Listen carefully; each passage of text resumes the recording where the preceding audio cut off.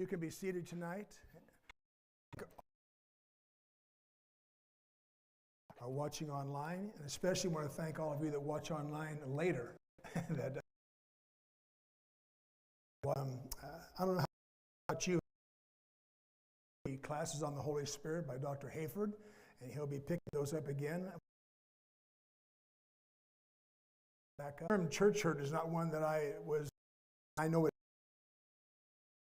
I was hurt by the church. They didn't use that term. It was just called abuse. But what my qualifications are, for teaching a class on church hurt. Suffering, and my practice. Well, I don't. I'm not a magnet for church abuse either. And the answer, no, I'm not a magnet for the constantly abuse. But one of the things that you learn about, obviously in the past couple of weeks, that you find out that research has shown 4 out of every 10 unchurched persons, 37 bad experiences in the church. That's almost 40%.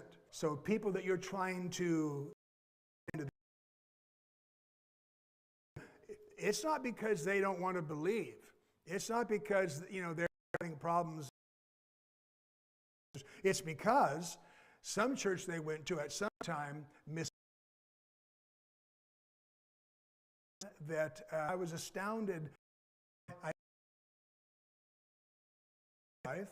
And years after I was saved, I was witnessing her one day in her home.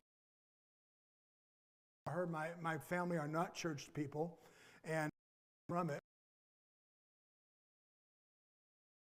really I wanted to press in and talk to her about her soul. I just want to see you in heaven. Honestly, that's my goal for you. And she's Missouri, and she shared a story that as a young girl, her mom had church when she arrived there.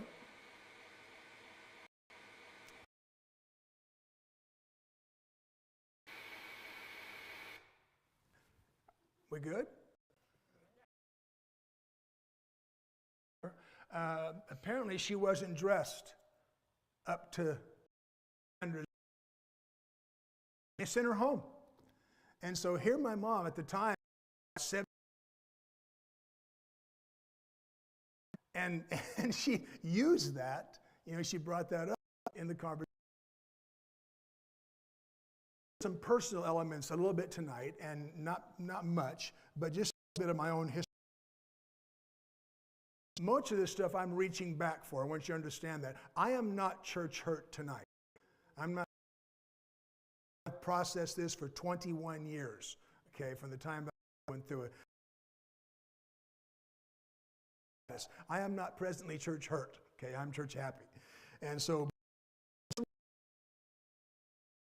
1971, I was very fortunate to get saved in a church, just Jesus People Revival.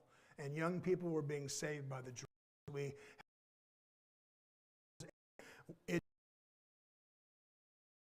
When I came into church, it was very alive. It was a very classic Pentecostal, but you see all these hippie kids, and they sit on the whole altar space was kids on the floor, and it was an old wooden. We just stayed much longer with a very, excellent spiritual childhood. And within 2.5 years, I entered the ministry at Square Church in Yuma, Arizona. I was there for 4 years. From there, back to Prescott. Over a period of, 30-some years, I moved 33 different times and 33 different houses. We've moved around a bit. And in 2001, a church I'd been at for years.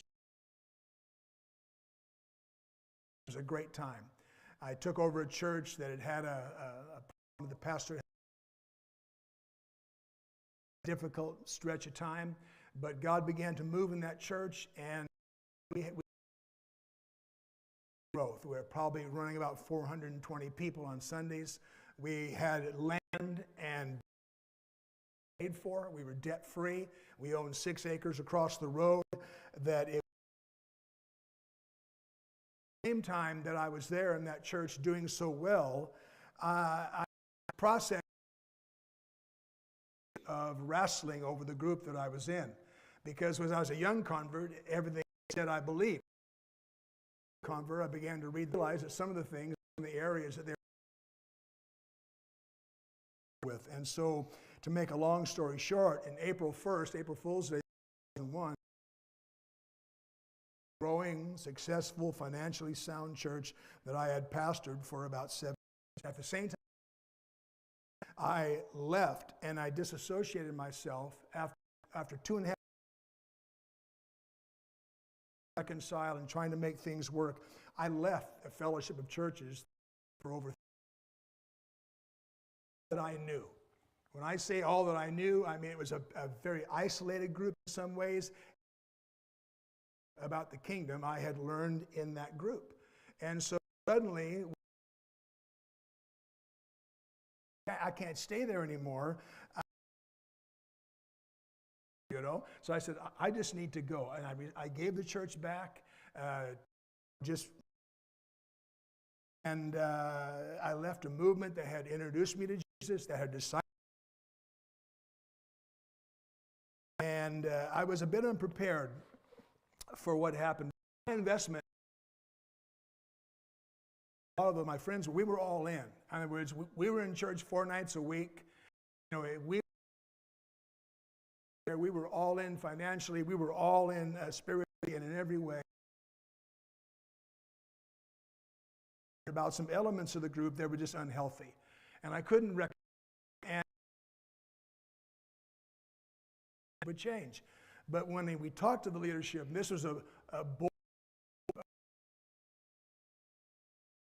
and we were all fired. Within an hour, we were all removed. All legal were thrown out. I didn't leave then. Took a few from the movement and didn't try to take their church. I just tried to get prepared for the response that followed. Because overnight, family with for 30 years, all of a sudden, they hated you. All of a sudden, you were against God. You were. We began to get letters that when you read these letters, they would make you weep. The thing about how glad they were we were gone, and just horrific things. And life was, everything I'd ever done was, and they threw everything they could. And so basically, painted me as being, Satan's best friend. And he said that I was no longer saved. I wasn't even a Christian. I'm not a Christian. Rebellion to God, he can't be forgiven, you can't be forgiven. And the only way you can be forgiven, we went probably just this very horrific rejection, and if it hadn't been for other believers, normal people fared. And I'm just grateful that I met people along the way that basically, Jesus isn't like that. The church isn't supposed to be like that. Right. And so, time to accept that, move on. And what was interesting to me is because I had risen to like the higher levels of leadership, I left for the next 20 years, I'm getting phone calls monthly. My stuff, I'm having to process their stuff. And so it was just a very most interested in this is my journey. Enough about me. What about you? What do you think about me? So that I'm not going there. What I'm most interested in talking about is the power God has regarding to you, how he can compensate for that, and how he has the ability. Church relationship hurt, pastor hurts. He can walk you through that. So the story of what that church did to me, the story of my life, Jesus. Most of all, I know there's going to be people watching this because of my life and because wondering all that I'm going to say, but I'm not really going to spend time throwing any rocks. They're God's people. They'll let God take care of them. Here to try to fix them. I'm working on me. How many are working on you tonight? I'm working on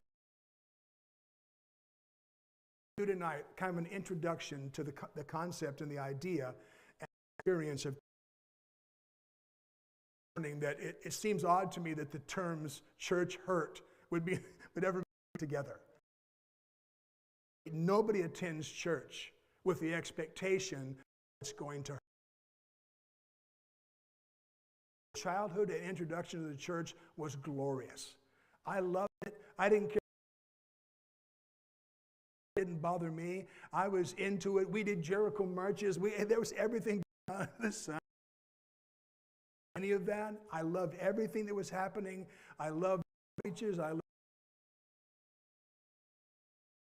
of my life. And so I never thought to, you know what I mean? And so that's the thing that throws people, is they entered into a friendship and a relationship with all of these expectations of love and finding acceptance and that they found anger, and that is hard on the human heart. Think about it as it is. Few sanctuaries. It really does. The average person has few places or communities genuinely welcomed, genuinely loved. They can be seen, they can be heard. It's a to it and say, I love this, I want this, I'll support this with our time. And it violates all of our expectations to be in the two relationships in life we're counting. One is marriage and one is church, because those are entered into with the for good and the highest of expectations for and church hurt, much like out of it quickly. It takes time to process those things. And so for many people, integral part of their lives. And so it was a healing. It was faith and in their life. For me, the church was central to my life. Church services. We had adult class on Sunday morning. They had worship. Then we had Wednesday night. Then I had Friday and Saturday night. A midweek service on Wednesday. So, I mean, you're getting a lot of church. I know people it's like, that seemed like a lot of church. Well, back then, it just seemed like that did. Sort of thing. But church was the center of my life. And all my relationships, around my church. And so here's the thing that's interesting, investment is not, it's just deep reality. And so church hurt is not much of a danger where you're not visited. You can swap out churches like swapping out socks. Okay? In this era, at this time in my life, I couldn't imagine not having and helping me through dealing with stuff, and then coming to a service. I thought the pastor was spying on me because it was through stuff. And so you're pretty safe from being hurt in a relationship you place. It's a big deal. If it's not significant to you, it's not going to hurt you if you leave. If it is significant, then when you are deeply committed and you are invested in a church and it no longer or a place of belonging, and instead becomes a place of rejection, a place in a church and everything is going fine, then all of a sudden somebody says something. Your child in the youth program, or something happens to your child in the nursery. Wrong question. Sometimes people ask a question. They what? Sudden, the next thing you know, your fit in has changed. Asking, or maybe, and there would be honestly no end to it. It can be the smallest thing of a pastor not shaking your hand, of an idea you had not being followed through on, and you felt rejected. The house of hope becomes a house that it's an isolated event. But I was astounded in just doing the research and just doing some reading. It's a big thing. It's out there in a lot of places. And so it's not just for people that are bad. It's not just for people that have questions. Church hurt happens to pastors. Many pastors that I've known over the years, it's because the church ate them alive. Many pastors watched their mom and dad be kept poor and could barely do anything. A lot of times, these things, from all walks of life, from parishioners, pastors. And honestly, if you get involved in any church for any length of time, someone's going to step on your next those. It can become something that colors every single thing in your life. Processing of all this stuff and trying to help, I'm telling you, multitudes of a bunch of other folks that had left that same church came to my church, and it was a night. I came to a conclusion that no matter how large or how heavy, every religiously wounded person I met was in darkness and pain, of missing destiny, and a bitter downward towards that. If they didn't find some help and some healing, they were going to automatically just wake up one day and time healed every wound. Time doesn't heal every wound.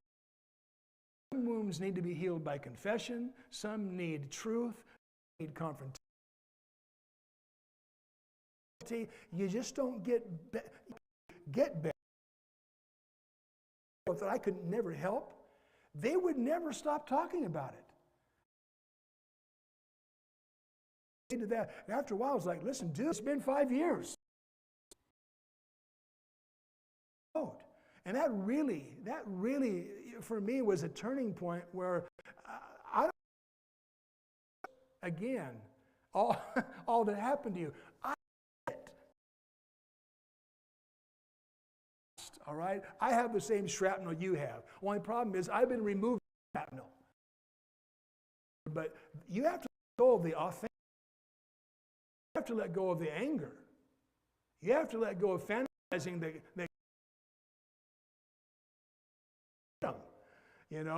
because it's not going to work. So go along. The core of this isn't about how the church hurt. It's about, because honestly, in God, in everything going through right with God, He is the God of the second and the 5,000th. day is a new day. Every morning the mercies of the Lord are made. Every day you can get up stuff. Jesus said, don't carry that yesterday. Sufficient today is what you've got. You can handle. Don't try to carry anymore. Because when you do, you try to carry yesterday, you have right now. And it's done for you, and embracing that and becoming who He wants you to become. And so this requires a couple of things. Is you're going to have to make yourself vulnerable. No shield. What does that mean? It means you got to put the shields down.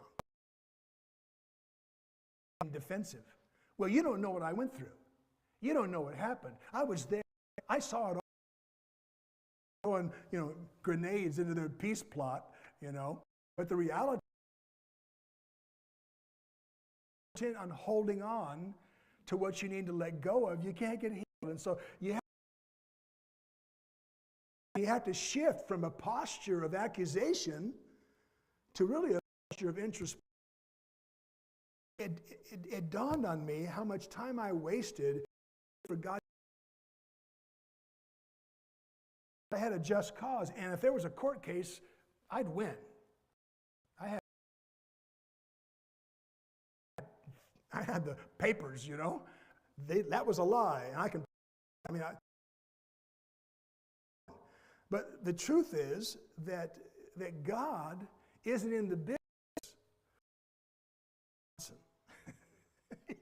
It's really not anything on His agenda.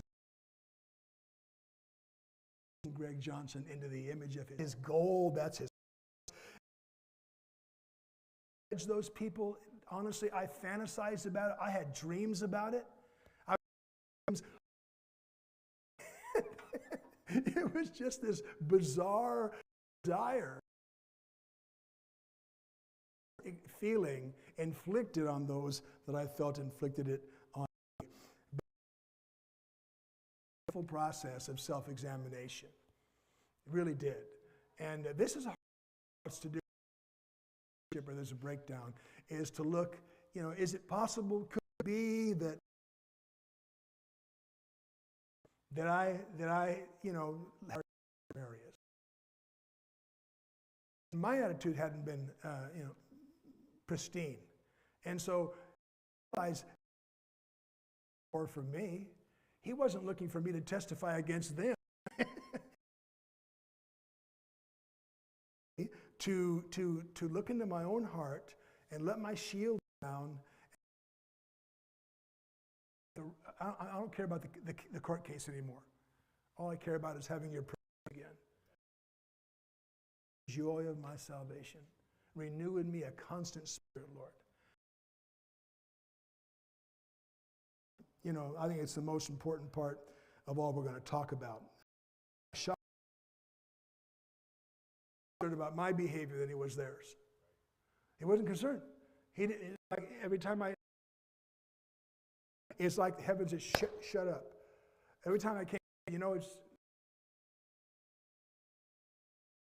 a sudden that in one of my Bibles is this. It says, adversity endured righteously to new heights. Adversity endured righteously to new heights. People do place, God will bless you for it, as opposed to complaining about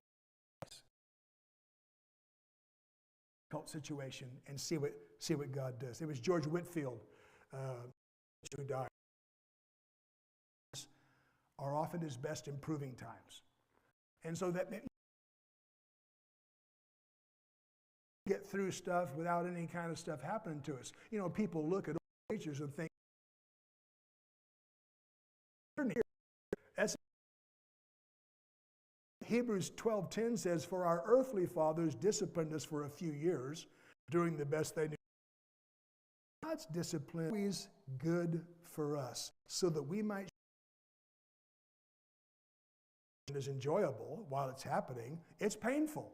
But after right living for those who are trained in this way. No matter how you say it, person. You learn through the years in dealing with people that have gone through church hurt, people's pain and their own immaturity to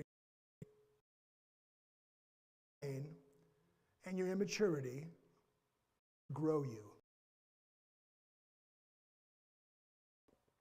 That many, many churchgoers are wounded by the insensitive actions of others. But in those instances where we're hurt, or those flee, but opportunities to grow.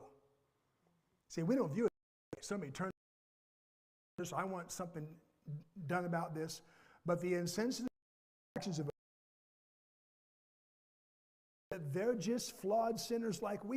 The pain and suffering is what leaves the wounds, and it leaves you bitter. And enhance your life or help the people that cause you suffering. And so there has to be a people who will get tough. Will get tough. Friends are born for adversity. Faithful are the wounds of a what? A friend. And say, listen, man, you're just off. I don't have people like someone who's willing to have, I know I had a thought in my head. I guess it's my age. How many remember the old 19 where the woman all that there's this hand, someone would just slap her across the face, snap out of it, and then and I thought to myself, sometimes we need that. But we do need it in a relational way. This out. And I'm grateful for the men in my life and the mentors in my life that had enough things to me. You know, because I wanted them to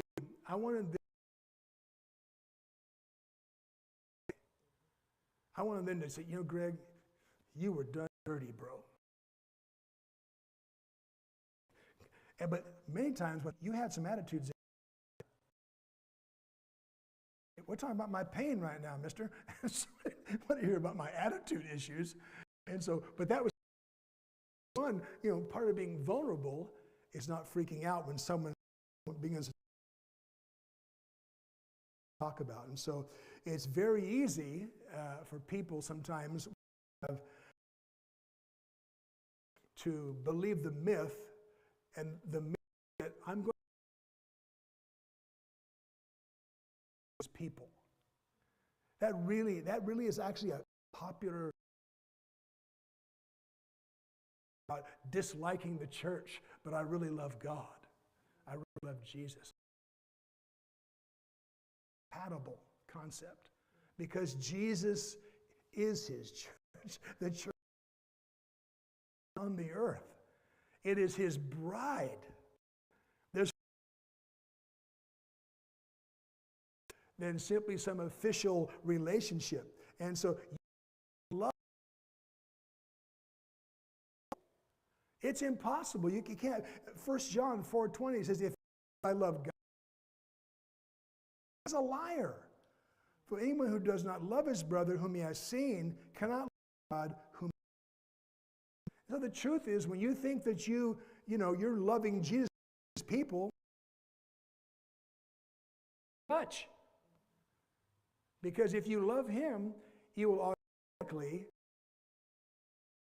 in the church where in that season, they helped me a great deal. Because I would respond. They preached on something that I was doing. He was like, yep, you need a good, and constantly, thing, making that thing happen. But one of the things I noticed in that half, was that if I was having a bad,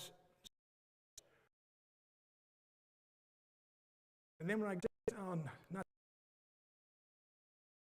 puffed up and angry over whatever, and it's hard to explain, but I just kind of. So it was interesting to me that every time I preached something, I was always getting my heart right. And that when I came to church, I didn't want anyone to talk to me. Don't anybody come near me. Just stay. Then after I got my heart right at the altar, and not one, my whole demeanor had changed, because there's something about being right with the his people. But if you're not right with him, it's very difficult to be right. It's a very good idea to hate the bride of Christ, because Jesus is crazy about her. She's a mess, and sometimes I don't see what he sees in her. A future in that. And so, yeah, she's a big target. You can kick her all you want, but I'm telling you what, she's his bride, and you and I are living stones built up into a house. I don't have the authority, nor do I have the weight or the gravitas, because it's his church. It's not my church. It's his church. And this through in the next 3 weeks is about hold of things that you tried to, and I really hope to strengthen your core, that you don't go to church at all anymore because you think, but you're not getting stronger, you're getting weaker. And there's something about God sets members in the body as it pleases him. And in the body,